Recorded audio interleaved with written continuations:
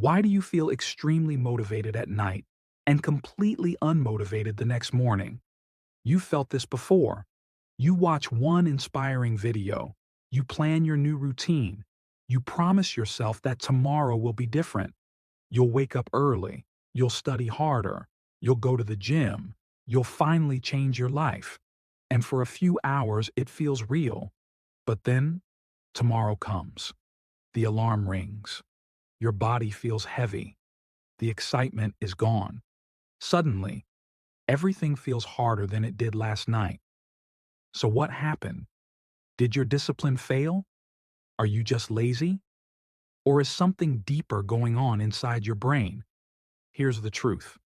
Motivation is emotional energy, and emotions don't last.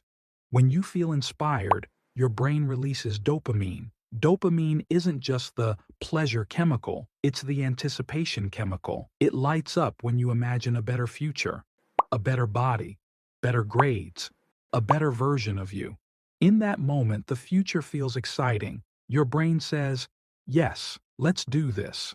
But your brain is not designed to stay excited for long. It's designed to conserve energy. The next morning, your emotional state changes. The excitement fades. And now your brain sees something else: effort. Effort means energy. Energy means survival risk. And your brain is wired to avoid unnecessary energy loss.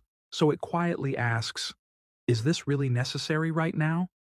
That's why motivation disappears.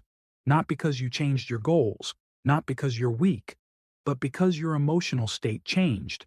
And here's where it gets interesting. When you're motivated, you're focused on the reward. When you're unmotivated, you're focused on the cost. At night, you imagine the result, the success, the transformation. In the morning, you feel the friction, the cold air, the hard work, the discomfort. Your brain constantly compares reward versus effort. When reward feels bigger, you act. When effort feels bigger, you delay. This is why motivation feels powerful but unstable. It depends on emotion, and emotion depends on context. Think about going to the gym. On January 1st, motivation is high. New year, fresh start, social excitement, you feel driven. But by February, the emotional boost is gone. Now it's just routine, no fireworks, no dramatic inspiration.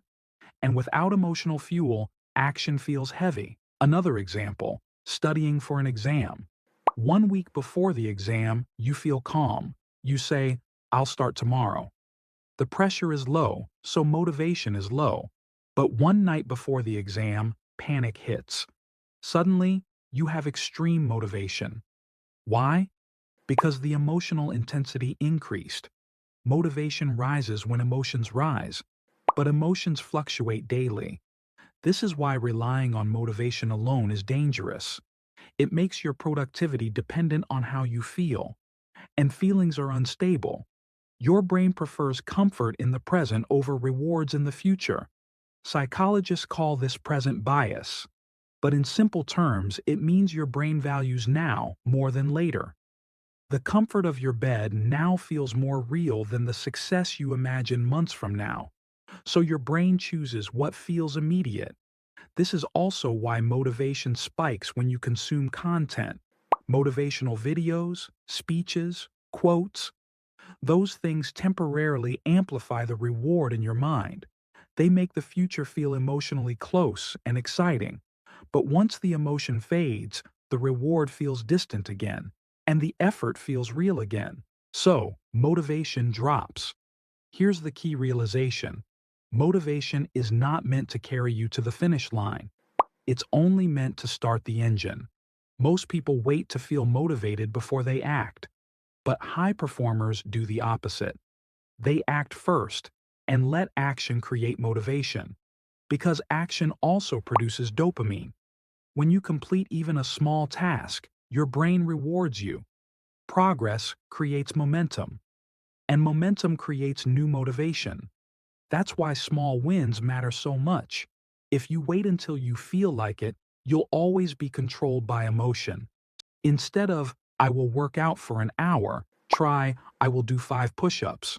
Instead of, I will study for 3 hours. Try, I will study for 10 minutes. Lower the resistance. Start small.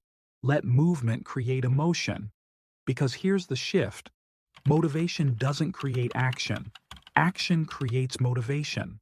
The people you think are always motivated, they aren't. They just don't rely on motivation. They rely on systems, habits, and tiny, consistent steps. So next time motivation disappears, don't panic. Nothing is wrong with you. Your brain is just doing what it was designed to do. Conserve energy. Your job is not to feel motivated. Your job is to move anyway. And once you do, even a little, you'll notice something powerful. The motivation you were waiting for starts catching up behind you.